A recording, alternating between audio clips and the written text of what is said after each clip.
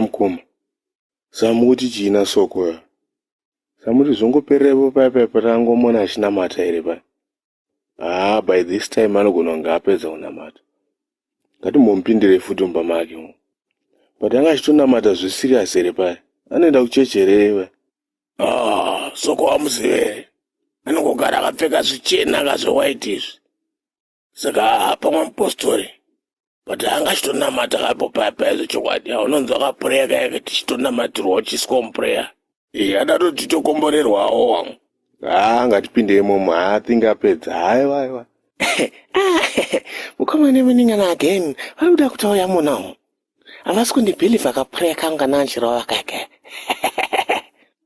Saka vari kutaura kunga kudzoka zvakare.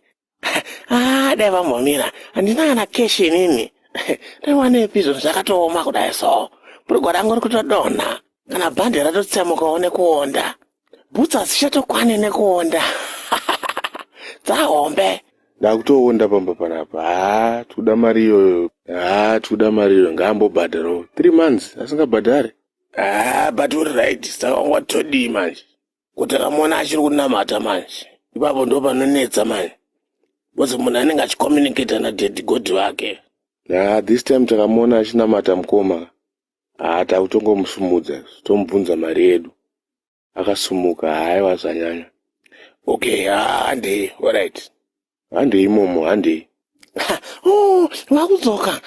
Rega ndivarowe rega ndite Yo soko iwe. Iwe. Kani yo. Iwe kani. Namoya limomotera. Yo. Matumbu angu akunamira nenzara. Yawe, maiwe. Malenda zangu yowe ndibatsirewo. Ndibatsirewo kana ndikafudazi. Nzara yowe. Ndofa. Ndofa. Soko shinga. Anditomtsagira chikafu. Mira. Ndakasara nezvirofuda. Yo. Manya. Zotanga nguwa iko. Soko. Mira ituwe soko. Soko tuwe. Ndibatsirewo netungafurutsuwa. Kana netusadza. Netuchengwa netudrinki.